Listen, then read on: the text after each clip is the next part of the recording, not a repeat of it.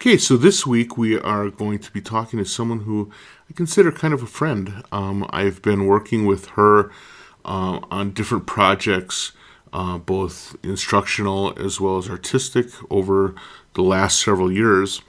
Her name is Jane Rigler, and she's an assistant professor down at the University of Colorado in Colorado Springs. She is a flautist. That's how you say that, right? I mean, yeah, I guess so. You know, I'm a guitar player, so I'm used to saying, "Oh, the flute player," but a flautist, and somebody who has extraordinary technical chops. I remember the first time I heard her play. She had just gotten a new instrument. We were meeting to talk about some things with Ableton Live, and she was like very excited about having a new instrument and pulled it out and went to play it, and the stream of notes and tones and stuff that came out just shocked me, kind of put me back on my heels. I don't know what I was expecting, but I wasn't expecting what I heard. And subsequently, I've seen her perform a number of times, and it's been just really eye-opening and exciting to me to hear someone with that much facility on an instrument, but also working kind of in conjunction with technology to do really great stuff. So, with that long-winded introduction, let's say hello to Jane. Hi, Jane. How are you? Hi. I'm good. All right. Well, thanks a lot for taking a little time out of your day to talk with me. I appreciate it. Thank you. I know for a fact that you actually listen to my podcast. So when I kick off with the first question, which is, tell me a little something about your background, that probably shouldn't be much of a surprise. Right. So if you could tell me a little bit about your background, and particularly, what things have kind of made you the artist that you are? That's a good question. Well, my background is classical flute. My background was always geared toward learning to play in an orchestra and getting a gig in an orchestra. Before that, when I was in high school, I was a competitor and I competed a lot and was really interested in how to just be this really versatile, but versatilely athletically inclined flutist. My brother is a bagpiper and liked to play all sorts of instruments, the bass and the guitar. And sometimes he would insist that I play with him and his group. And they would say, improvise. And I don't know how to improvise, but I would just kind of go along with it. And I really felt free and fun whenever I did that. But it was very few and far between. But up until I was about 20, when I graduated from Northwestern University, I was really geared toward being an orchestra player, but I was very, very frustrated. I felt like chained, and I felt that I just never really had my own voice. And gradually I ended up at UC San Diego in the experimental music program there, and I was forced into improvising. And I had always been interested in the voice, and so I started singing and playing. And from that, I ended up playing a lot of contemporary, very complex contemporary music that also got me thinking about music from around the world. So I started really listening to lots of different kinds of music from all over the world and realized that there were a lot of cultures who were singing and playing with tubes. Simultaneously, in this research that I was doing with singing and playing and improvising, as well as performing very complex contemporary new works, I was also interacting with my colleagues who were doing some amazing work with interactive electronics. And together with my colleagues at UCSD at the time, I gradually became very, very interested in working with electronic systems where I wasn't actually doing the electronics, I wasn't programming, but I was working together with my peers to create pieces where I would improvise and their systems would collect my sounds, and we would play these pieces that were completely randomly generated, improvising where the computer would interact with me. And I was fascinated, and I loved it so much. So my work from about 1991 or 1990 until, you know, now has been a cross between all of these things. I'm classically trained flutist or flautist, both is correct. Yeah. Okay. I work with I work with premiering new works acoustically, and also play in ensembles. I work with people who are interested in using interactive electronics, where I'm the interpreter and I interact with their works. And then I also have now gotten to the point where I'm able to have enough skills that I can create my own pieces. I lived in Spain for 9 years, and during that time I worked with a composer named José Manuel Berenguer in Barcelona. And I would look over his shoulder a lot, and we worked on really fun, incredible pieces with Max MSP. And it was with him that when I, looking over his shoulder and really extensively rehearsing with him, what works, what doesn't work, what can I do, my vocabulary being expanded through his instrument, and vice versa, his instrument, being expanded through what I can do. We really created some really fun, fascinating pieces together. And he also was involved with jitter. So this whole element of the physicality of playing, the quality of 3D that happened, that he could make through jitter, and the images that he could create, as well as just musical vocabulary that we could expand upon, was super exciting. And so when I arrived in New York in 2003 and I moved there to live, I applied to HarvestWorks, where because I had a whole idea, a whole vision of what I really wanted to do with Max MSP and what I wanted to do as a performer. And what I wanted to do was storytelling and magic and sounds moving in rooms. And that's where I began to develop my device for controlling sounds, not by touching a computer, but through a small little triggering device that I developed through lots of help with people at HarvestWorks. Sure. Oh my goodness! So yeah, that was a long introduction. I know, but it was perfect, because I didn't know about 3/4 of that. First of all, and secondly, I just literally tossed out all the questions I was going to ask, because now I have a whole new set of questions I'm dying to ask. So I'm going to kind of start at the beginning of the notes I just jotted down. First of all, you went to Northwestern and you studied sort of traditional orchestral performance and technique. Mm-hmm. It seems like something had to have happened for you to then all of a sudden show up at the UCSD experimental music program.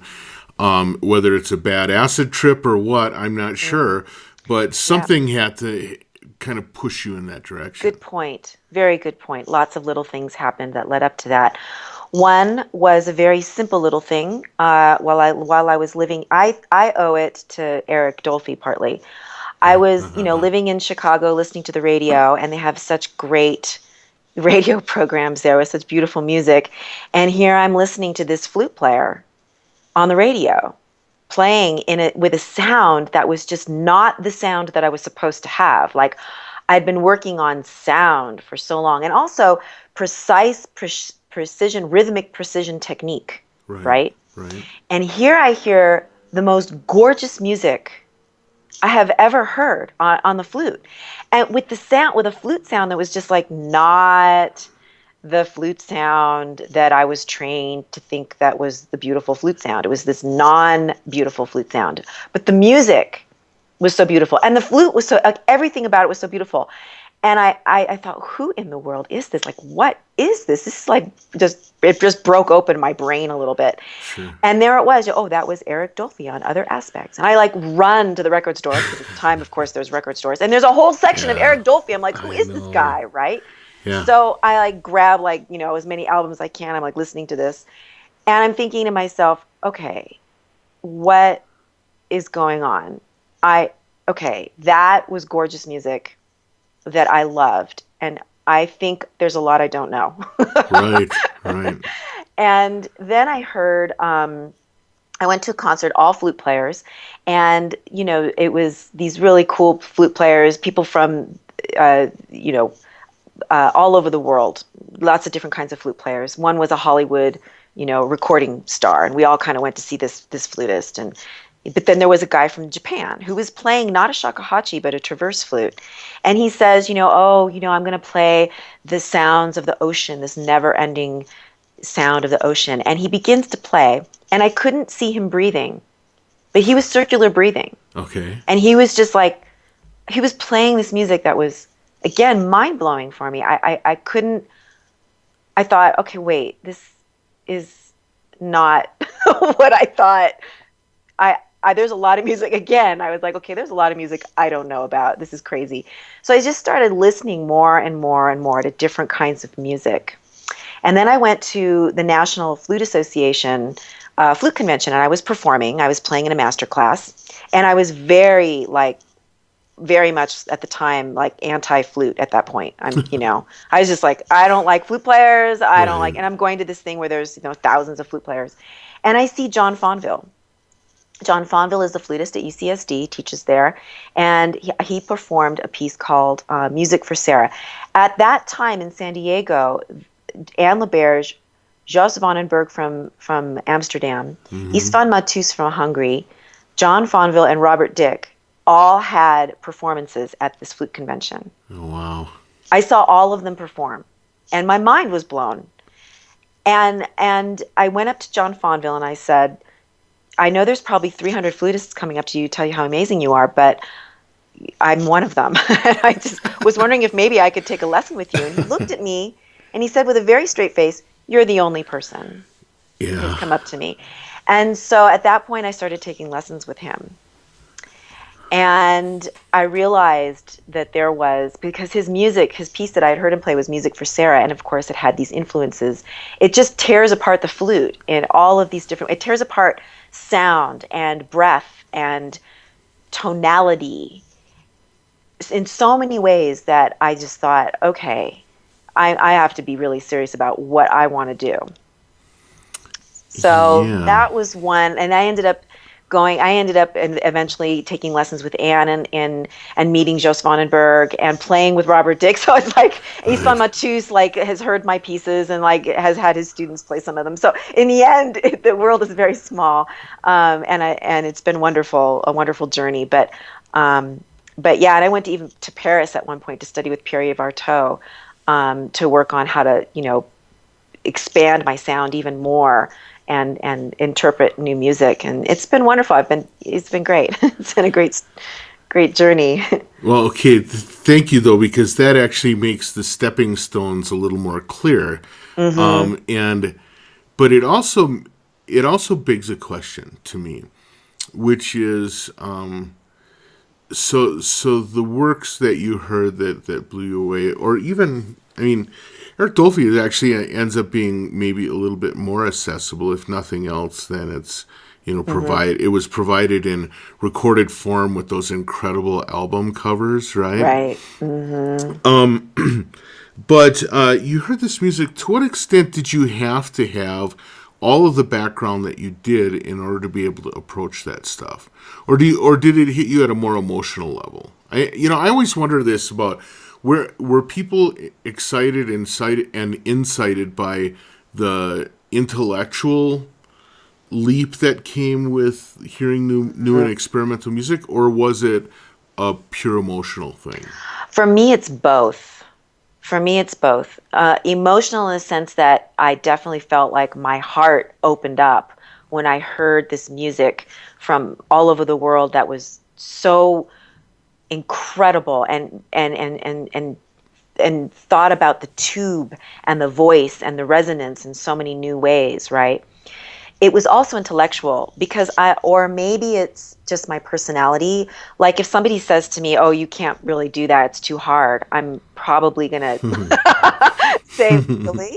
Oh, okay. So like when I heard a piece, Ringo Globokar's Monolith, a tape cassette of a live performance of Robert Aitken playing this piece, I was like, that's impossible. I'm going to have to play that. You know, when I just looked at the score of Brian Ferneyhough's music, I was just like, oh my God, that's insane. I'm going to have to learn that, you know, Right. that.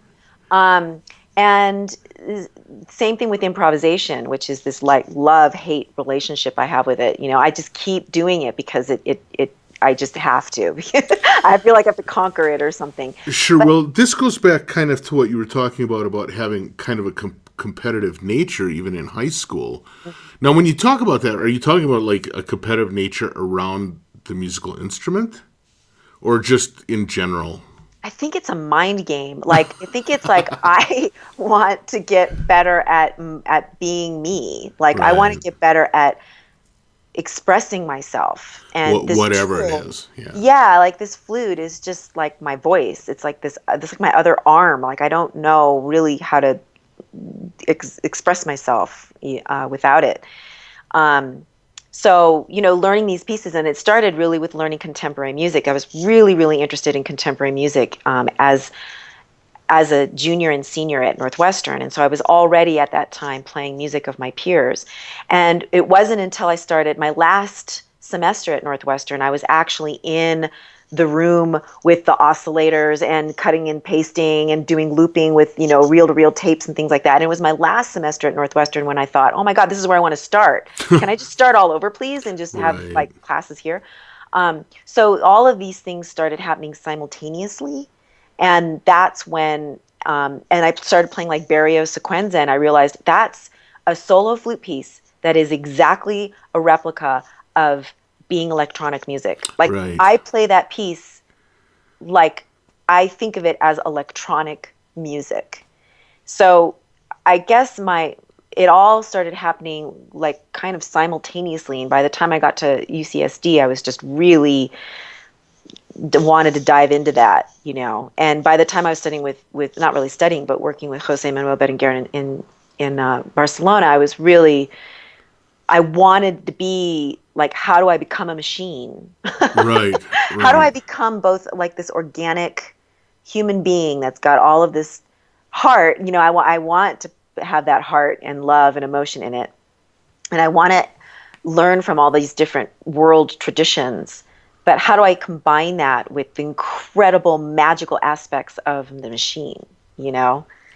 So that's what I've been trying to do, is trying to connect those things. So you talk about kind of looking over the shoulder of Berenguer as being really important to you. Mm-hmm. What are the things that you learned? What did you learn that you hadn't imagined at that point? Well, I guess I didn't realize that music could be made digitally in that way, and that I didn't know anything about algorithms and how to like and I still don't, but I didn't realize that I could be this person who could play this organic instrument, and those sounds could be transformed into a whole new world with another kind of hybrid creature. It felt like I was playing with, we would call it the bicho, el bicho. The little bug in Spanish is bicho. Okay. And it had a little life of its own. And I didn't realize that, you know, I could be a part of that new, exciting world where I could interact with this machine that was so playful and funny and totally quirky and crazy, but that he made it, but then it was out of his hands in a way.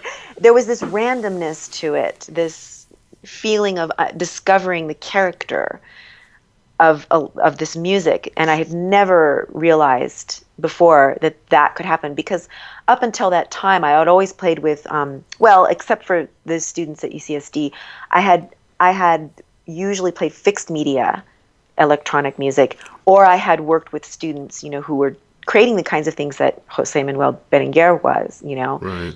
But with him, he was such a refined level The of level of mastery, yes, right. his craftsmanship with Max was just so great. That I had never seen anything quite like that, and it was super exciting for me. That's interesting. Now, one of the things I'll say, and when I talked during the introduction about how I actually find your performance work kind of amazing. Some of it is because, even now you're setting up systems for yourself, but you do something different than most of the cases where I see live performers working with electronics. In a lot of cases like that, the live performer seems to be playing the role of like a complex oscillator, right? And when you play, there seems to be more of a dance between the system and your playing and you're interacting with it, even when you're working on composed pieces.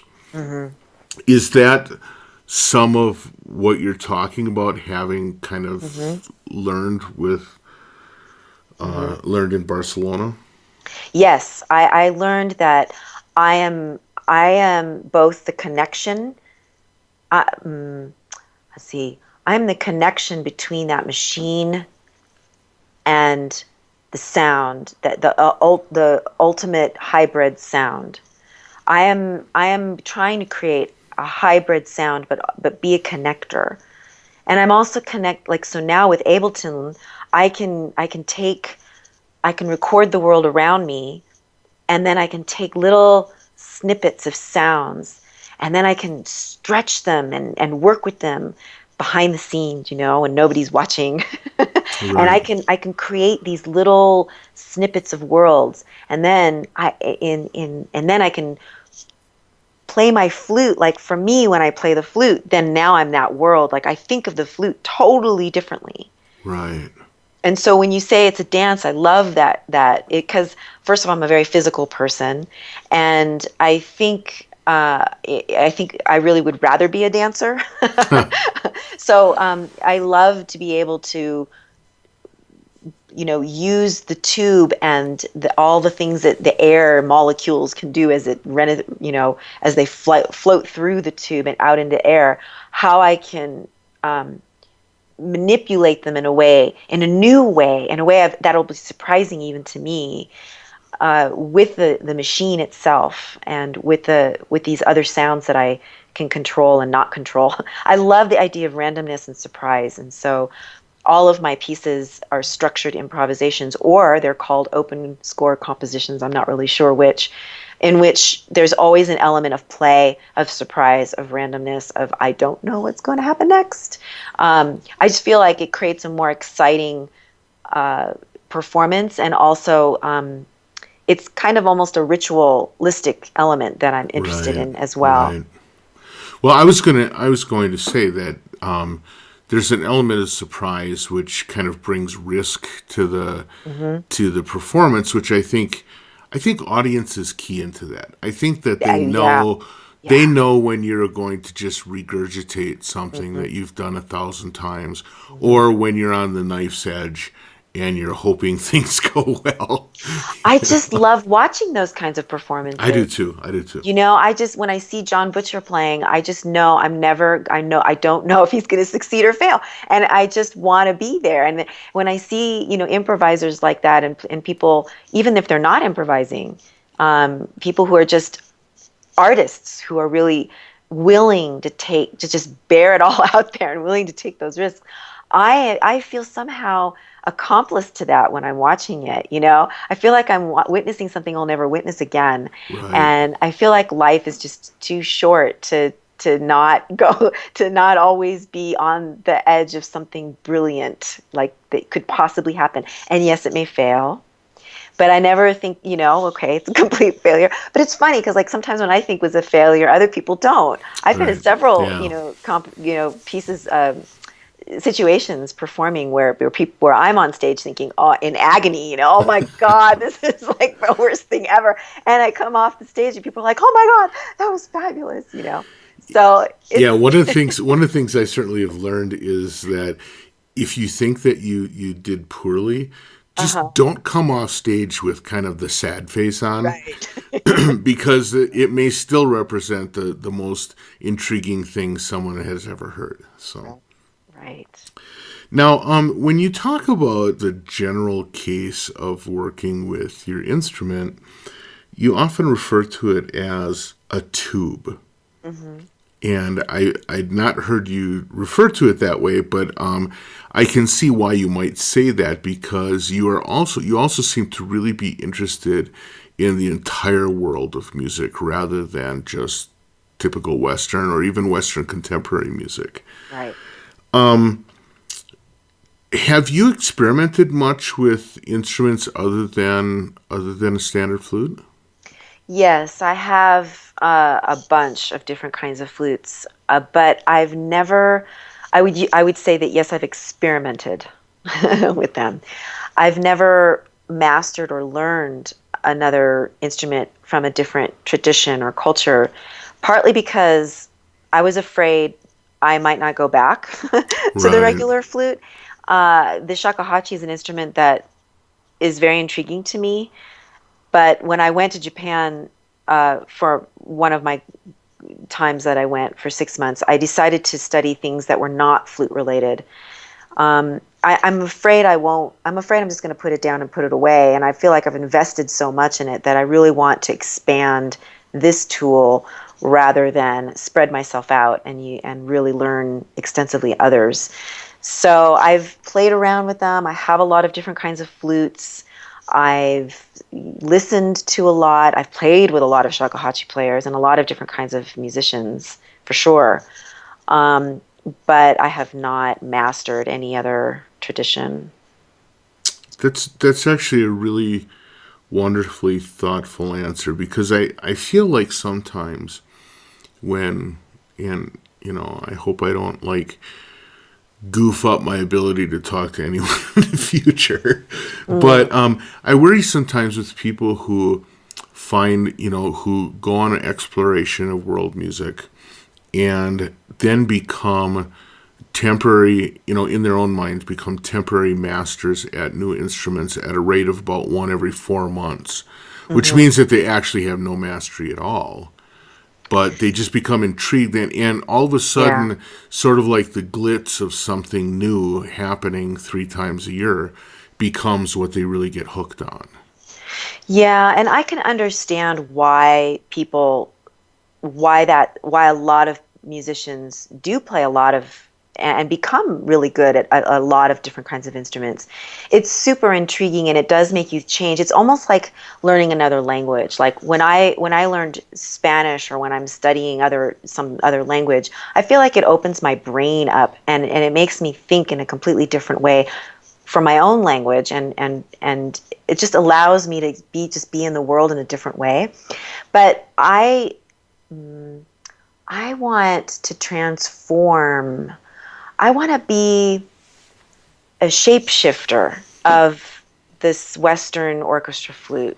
Like Sure. I want that one. I want to see what it can do. And that's why I went into electronics because Right. I reached my edge. Like I tried to get so much technique, so much. I tried to master so much on this flute, but it is just a tube and it is only a certain length. And there are only a certain number of holes on it and keys. And it's made out of a particular kind of metal and that can't change. And so that's why I think, and that's why I add my voice. So I added my voice, I added percussion, I added all these different mouth, percussive, funny little things that I can do. Right. But then it just got to the point where like, okay, I still have stuff in my head and I can't get it out. Electronics, yay, I can, go into that world now as well. Yeah. So before we talk more about the electronics, I want to talk a little bit about this, uh, the various things you do to sort of extend the use of the flute. So a couple of weeks ago, I talked with Jeff Kaiser. Hmm. I know that he uses a variety of techniques with his trumpet playing, and I broached the Hmm. subject of talking about extended technique, and he Hmm. kind of talked about how he views anything that's done on the instrument as sort of idiomatic to that instrument. And so he didn't really run with the idea of an extended technique. Now, at least at some point, you embraced extended technique enough so that my understanding from talking to people is that you kind of formalized the discussion on some extended techniques in the flute area. Would that be correct to say? I have no idea. All I You don't know. You don't know how you are framed. I don't. I actually don't. This is the funny thing. In Western European classical tradition, anything other than how you're supposed to play the instrument is called an extended technique, But in the world of the humanity, in all of the world, people play, as I'm going to use the term again, tubes, in a whole variety of way. We're curious people. I mean, human beings are curious by nature, and we, in all different parts of the world, there are so many different ways to explore sound, and instruments have personalities, and they're looked upon in different cultures as having a kind of spirit, right? And so, how do you bring out that voice, that spirit? How do you bring out the ancestors? The voice of the ancestors. And so, that's not extended technique. That's just playing the instrument, or being in the instrument, or showing the voice of that particular object, right? Sure. So I have a hard time calling it extended techniques because they're not really extended. They're just exploring and having curiosity and discovering what one can do with what you have. But they are extended techniques. Right. Well, I was going to... Okay, well, thanks for giving me that, because otherwise I was afraid I was going to have to go pound the pavement looking for someone to just say, yeah, extended techniques, cool words. So at least you've given me a little of that. So. I think that, we just feel like if you're doing something other than what you expect the instrument to do, then it's extended techniques. But, with the flute, the typical ones are like key clicks and even flutter tonguing, which is pretty basic. But there's two different kinds, or more actually, I've discovered, of that kind of texture that you can create. There's singing and playing. There's all sorts of percussive things that you can do, something called a tongue ram, and pizzicato slap kind of tonguing. And there's so many different things. Circular breathing is another kind of extended technique that's pretty basic in a lot of other cultures, Right. So, I just wanted to be able to do all of them, any of them. And through improvisation and playing with pretty hardcore improvisers, I've discovered new things that I could do that I didn't know were possible. And also with electronics. Playing with electronics, like I said before, forces me to think in a totally different way. And suddenly I'm like, oh my God, what was that? Right. Well, it's funny because when I hear you play, some of the stuff that you do just with the instrument in your mouth, a lot of times actually reminds me of things that different kinds of artists, particularly people that do kind of like glitch type music, have a tendency to embrace the sound. Particularly some of the percussive things you do, or some of the sing-along techniques, so that you end up with like kind of weird harmonic content for the combined tone, is really interesting and reminds me a lot of a completely different and very electronic kind of culture. Well, I'm really glad you mentioned glitch music and microsound stuff, because that's kind of what I'm really love. I love amplifying new sonic worlds. I want to bring people into the tube. Right. That sounds kind of weird, but it's super fascinating to me, and I do listen to that music, and I do think about that. And maybe it's not purposefully trying to be glitch or anything like that, but I do think that has influenced me a lot. Well, there's sort of like a cultural element that comes with it. So whether or not you're accomplishing, an exact replica of that music, I think that having that mentality and that view of I mean, because let's face it, a lot of what Glitch is about is taking things that at one point were considered mistakes or problems and Mm-hmm. amplifying them Mm-hmm. and focusing attention on them Right. for their own artistic taste. Right. So Yes. interesting. You talk about how in 2003 you went to New York and you went to Harvest Works and began a new journey where you were trying to establish your vision of an instrument and of a performance mechanism that you were going to use. What did that look like at that time? What did what look like? My I mean, imagination of what I could do. what was the system that you were trying to put together? Well, at the time, um, I do you mean what did I present at Harvest Works? Like what was I making? What did I want to make? Is that what Yeah, you? I Yeah. guess yes, Okay. sure. I'll start with that All because I right. think that's how I understand the question. I had a vision to create a piece that was like the equivalent of a storyteller, like an ancient shaman or a griot or a person who, the bard who stands there in a room and creates magic with very, very little. So the idea at the time was that I wanted to mask or hide the electronics in some way. And what I wanted to do was to tell a story. And I divided up, I studied, you know, Joseph Campbell and all these different, the Singer of Tales and all these different ways that people tell stories. And they're all very similar how stories are told. And I created a 5-movement piece, each movement having a very specific feeling or ambience.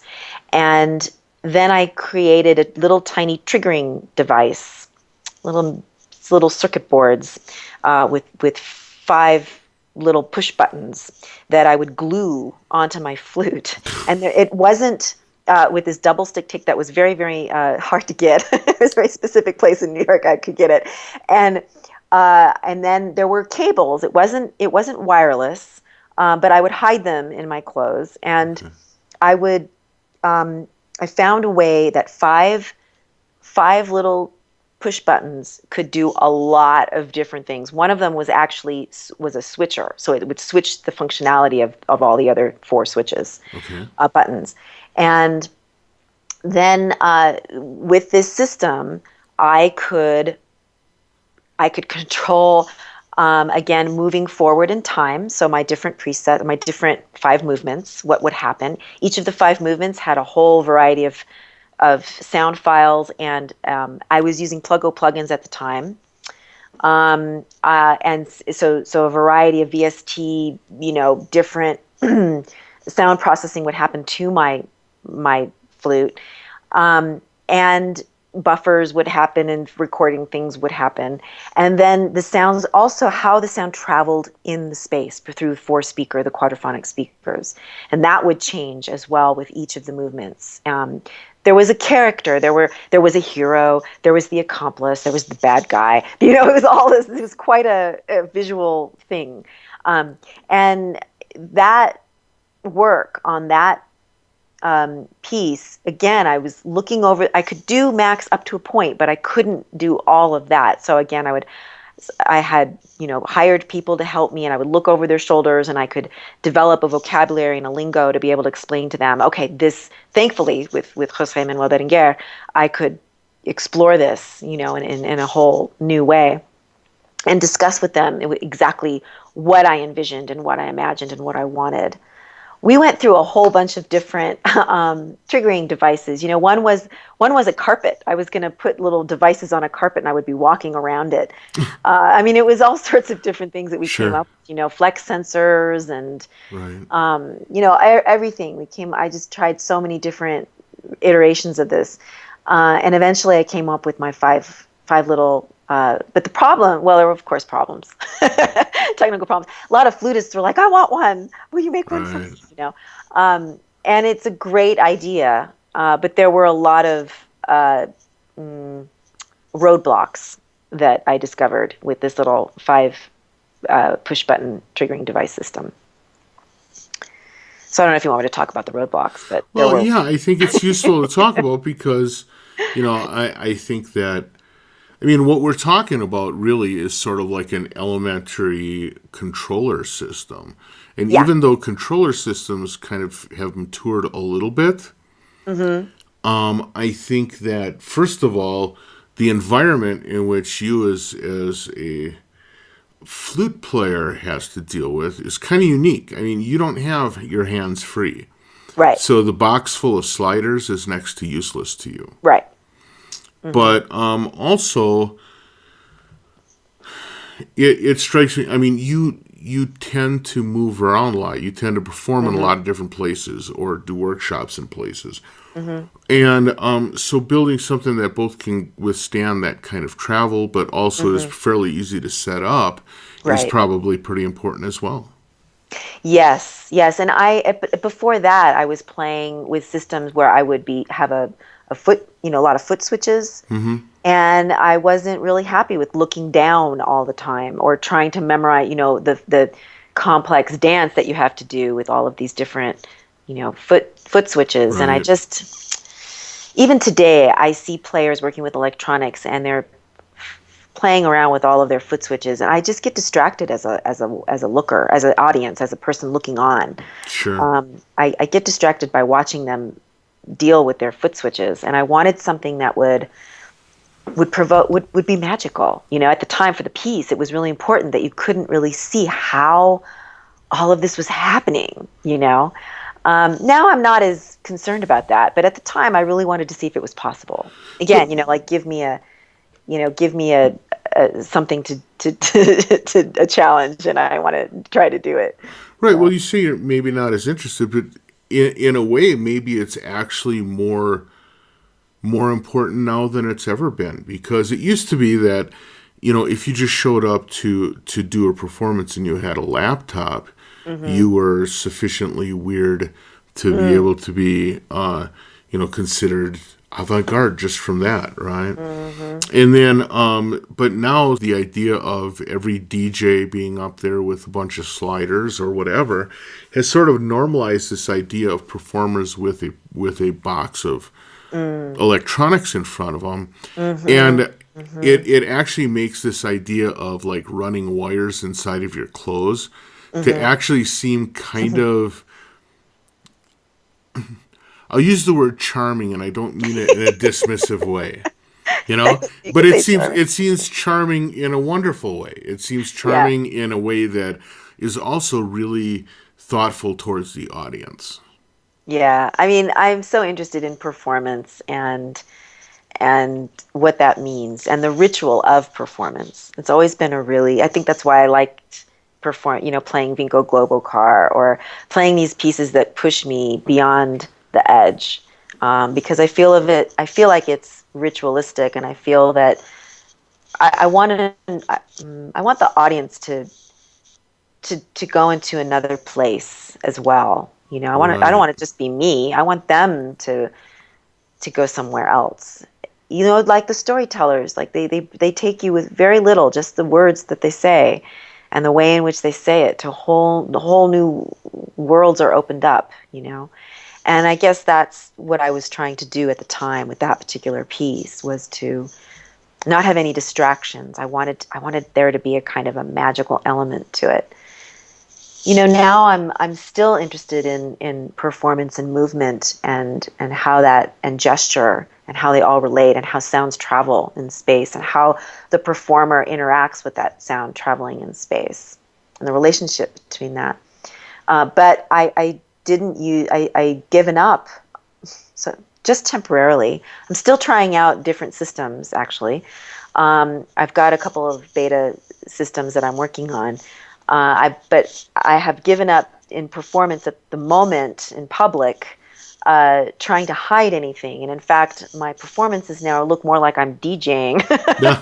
I'm actually literally sitting down with the computer in front of me, playing and working on the computer, and I'm putting the flute down. Like that's where it's come to. It's like taken a whole other. I've Right. gone in the Right. completely opposite direction at this point. Sure. So instead of trying to make any magic or anything, look, I'm just showing you here I am on stage, showing you I'm working while I'm playing. Like this is all happening. Really, I'm doing it now. Well, maybe one of the things that does, though, is it makes, and I don't know if this is good or not, you can tell me, it sort of makes clear the delineation when I hear something, the delineation between what was done with the computer and what was done with you directly on the flute is very clearly delineated because I can see the computer and I can see when you're working on the computer and I can see when you're not. Yeah, right. Putting the flute down or when, yeah. Right. Now, one of the things I would say is that despite what we were just talking about a few minutes ago, a lot of times the work that I've heard you do has a very organic and, dare I say, natural sound. You like to, it seems, work with natural sound effects and field recordings some.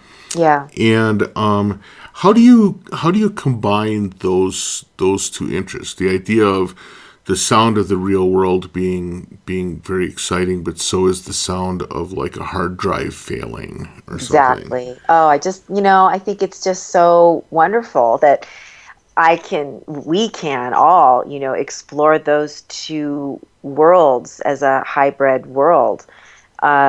That's what really is interesting to me. I mean, no matter what you do to the natural sounds that you take and disembody them and put them in your system, as soon as you do that, no matter what you do to those sounds, now they're electronic, and you're gonna hear, no matter what you do, you're going to hear the the sound processing, the electronic manipulation of those. And why hide it? Right. I don't mind that. I don't mind this new sound. My flute, the same thing. As soon as you put a microphone to the flute, now you're hearing the microphone. So Right. it's perfectly wonderful to me to create. For me, it's what both sounds are natural. Sure, I see. Okay. And so I'm playing with all of that. I just want to play with all of that. Well, that sounds really exciting and interesting, and it also kind of maps out how you can extend what you've already done into the future. Now, I want to ask you a question that goes back to something you said very early in our discussion, which was you met the guy from UCSD at this flute conference, and he mentioned that you were the only person to come talk to him. I've been to your performances, and I've actually been really surprised and pleased with the number of people that come in to see your performances. Colorado Springs I don't think of as a particularly adventurous place, but it seems like anyone who's adventurous seems to want to hear you do your work, which is pretty awesome. Yeah. And in one of the performances I saw there, you did at least one world premiere of a piece. Yeah. That was written, which I thought was really exceptional. How do you find, in general, acceptance for what you do versus, I don't know, I guess my assumption is if you said, hey, I'm an orchestral flute player and please come see my orchestra perform, people have a real sense of what that means. Right. How do you give people the sense of what you do, or don't you even care? I don't know. I'm curious about this. It's hard. One part of me really wants people to, I want people to hear what I'm trying to do with create, be a part of this team of all of us who are trying to create new sonic worlds to explore, and also to invite people to listen to the world around them in different ways, when outside of the concert or outside of this moment now. I want people to accept it in a way, or at least be willing to give it a shot and listen to it. Right. So, and then there's this other part of me I just do what I do. And if people come, great. And if people hate it, that's fine too. Like, there's another part of me that the first person who has to accept what I do is me. Right. And that is the most important. And if I work really hard at being the best that I can be personally, not against anyone else, just the best that I can offer, that, and accept whatever I am and wherever I am and whoever I am at this very moment, then that's the most important for me. And if people are around to hear it, that's fabulous. Because then I get to learn more. I get to share and learn more from them. So I have these two. It's difficult to balance it. I do live in an area where this is very strange, quote unquote, strange music. But I also feel that no matter where I go, and I've traveled a lot. Oh man, I mean, I've traveled a lot, and everywhere I go, I just decide, okay, I'm just going to do this. And if they like it, great. And if they don't, it's fine.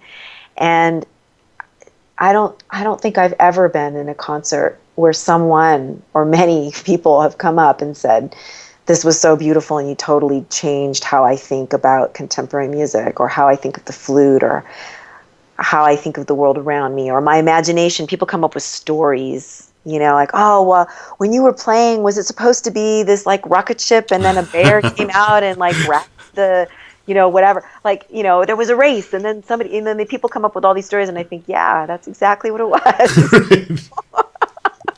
How did you ever guess I had a spaceship with a bear? Yeah, like totally awesome, right? So, I just do what I do, and if people are there, that's way more awesome. Right. And then if they're not, then I'll just keep learning and growing. And I know that there's a community of musicians, global community of musicians, who are doing what we're doing, and we're all learning from each other. So I know I'm not alone. Right. Now, you are just in the process of finishing up a album of music, correct? Yes. And you're doing it really the old-fashioned way. You're doing studios and bringing musicians in to work with you, which is pretty impressive. And it seems like you're making an antiquity by doing that. I hate to say, because it seems like nobody puts that kind of effort into it. I'm really excited for you to be doing this. Is this what recorded material is available for people to hear, first of all, that they can hear right now versus waiting for this new release?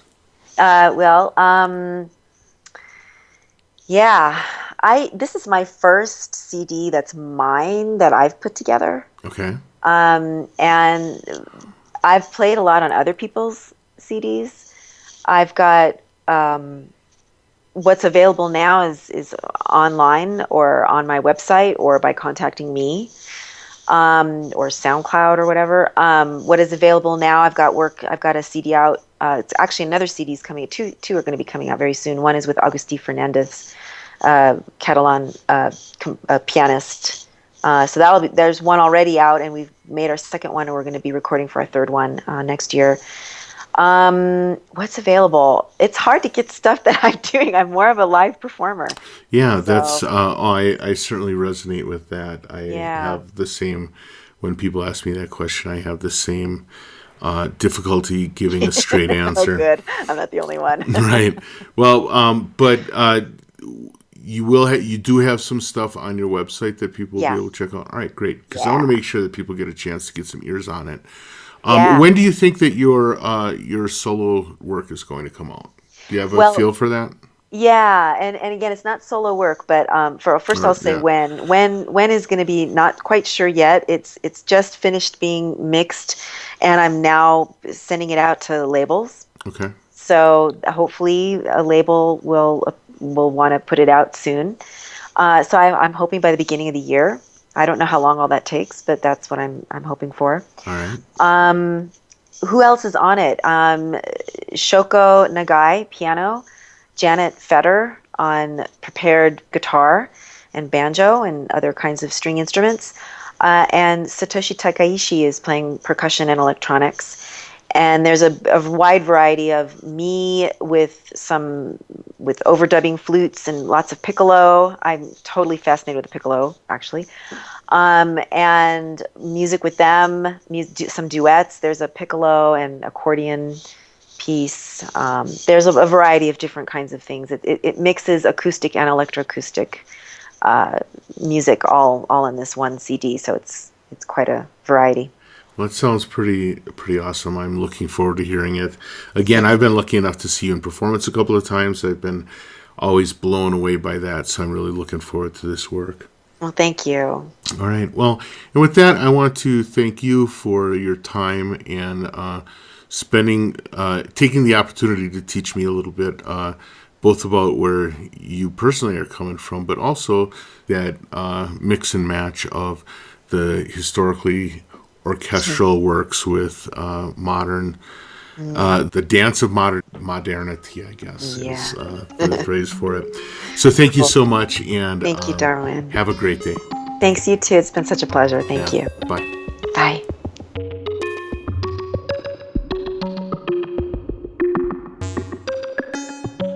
And there it is, even more fun with extended technique. That's always fun. But also a really great insight on the making of an artist. And also, I think not a lot of people who are into experimental, especially electronic music, have a lot of flute on their radar. And it's probably too bad because it seems to be a pretty incredible instrument to interact with electronics. So we say thank you to Jane for that fantastic interview. I would like to take this opportunity to say thank you to all of you listeners, to everyone that helps out with this, and please do me a favor this week and introduce the podcast to some new people. We're beginning year 2 now, so it's time to let everybody know we're still here. In the meantime, I'll just keep on pumping these out and you keep on listening. Thanks a lot. I'll talk to you next week.